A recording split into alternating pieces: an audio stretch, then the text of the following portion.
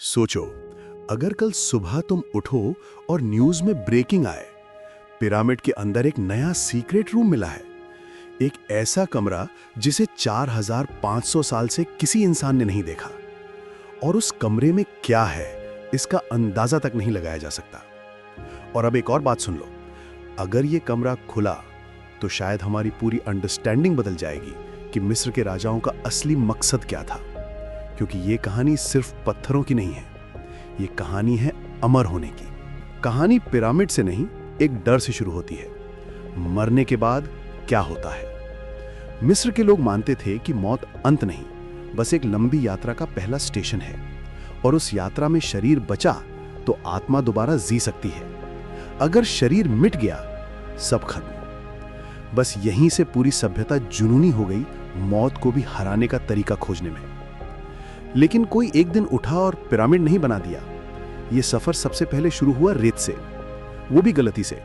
जब रेगिस्तान में दफनाए लोगों के शरीर सड़ने की बजाय सूखकर बच गए, लोग डर गए, फिर फैसिनेटेड हुए, फिर सोचा कि अगर नेचर ऐसा कर सकती है तो हम जानबूझकर भी कर सकते हैं। और मौत पर पहली जीत यहीं से शुरू होती है।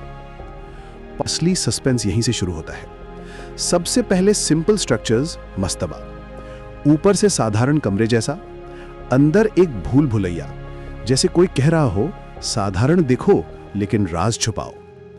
फिर मैदान में आता है इतिहास का पहला सेलिब्रिटी आर्किटेक्ट, इम्होटेप, जो राजा नहीं था पर उसका दिमाग राजा से भी बड़ा था। उसने मस्तबा को स्टैक करके दुनिया का पहला स्टेप पिरामिड बना दिया, जोसर के लिए। और आगे आता है वो इंसान जिसने पिरामिड को मिशन बना दिया, किंग स्नेफ्रू। 3 पिरामिड लगातार, पहला गिरा, दूसरा बीच में एंगल बदलकर बचाया गया, तीसरा सफल। यह आदमी कोशिश नहीं कर रहा था, यह ऑब्सेस था। लक्ष्य सिर्फ एक परफेक्ट प्योर शेप। और जैसे किसी फिल्म में विलन के बाद उसके बेटे का एंट्री होती है, वैसे इतिहास में स्टेज रिवील होता है खुफू, स्नेफरू का बेटा। वो आदमी जिसने कहा अब कोई टेस्ट नहीं चाहिए, अब टाइम है महाकाव्य बनाने का। और पैदा होती है the great pyramid of Giza. इतनी परफेक्ट अलाइनमेंट कि आज लेजर सैटेलाइट से भी उससे अच्छा माप निकालना मुश्किल। इतनी स्मूथ बुद्धिमत्ता कि साइंस आज भी एक्सप्लेनेशन पूरा नहीं दे पाई। अब सवाल, ये सब बनवाया किसके लिए? फिरौन का मतलब बस किंग नहीं, फिरौन मतलब धरती पर चलने वाला देवता। एक आदमी जिससे लोग डरते भी थे, पूजा भी करते थे, और वो खुद मानता था मैं मरने के बाद भी जिंदा रहूंगा। इजिप्ट के इतिहास में करीब 170-200 फिरौन हुए हैं, कुछ मंथ्स, कुछ डेकेड्स, पर हर एक में बात एक कॉमन थी, इमोर्टैलिटी ऑब्सेशन।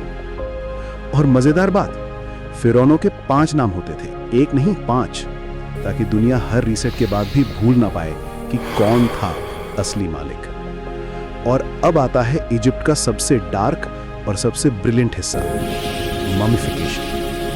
और यहां टोन बदल जाती है, क्योंकि ये कोई रिलीजियस ड्रामा नहीं था, ये सर्जिकल साइंस था। इतना प्रिसाइज कि मॉडर्न डॉक्टर्स ने भी रिस्पेक्ट से सिर हिलाया। 70 दिनों का प्रोजेक्ट। पहले शरीर सुखाना पूरी तरह से, उसके बाद ऑयल्स, रेजिन्स, रैपिंग और स्पिरिचुअल प्रोटेक्शन। सबसे शॉकिंग फैक्ट, दिमाग निकालकर फेंक दिया जाता था, क्योंकि इजिप्शियन लॉजिक कहता था कि सोच दिल से होती है, दिमाग से नहीं। और दिल वहीं छोड़ दिया जाता था फ्यूचर जजमेंट के लिए। बाकी ऑर्गन्स 4 कैनोपिक जार्स में, एक एक देवता के संरक्षण में। ये सिर्फ बॉडी पार्ट्स नहीं, आफ्टर लाइफ मशीनरी थी। और रैपिंग, वो कपड़ा नहीं, आत्मा की आर्मर था। और अब आती है एंट्री मॉडर्न साइंस की।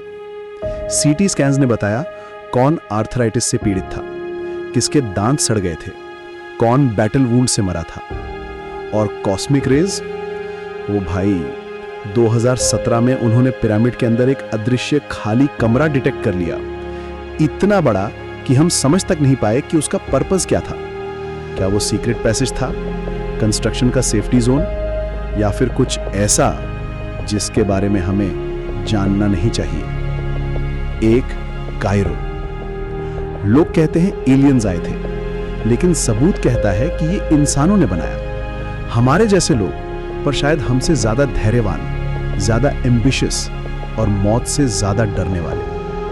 आज टूरिस्ट यहाँ फोटो खींचकर आगे बढ़ जाता है, लेकिन हिस्टोरियन यहाँ खड़े होकर सोचता है, क्या पिरामिड का असली उद्देश्य खजाना छिपाना था या इंसान को हमेशा के लिए याद रखवाना?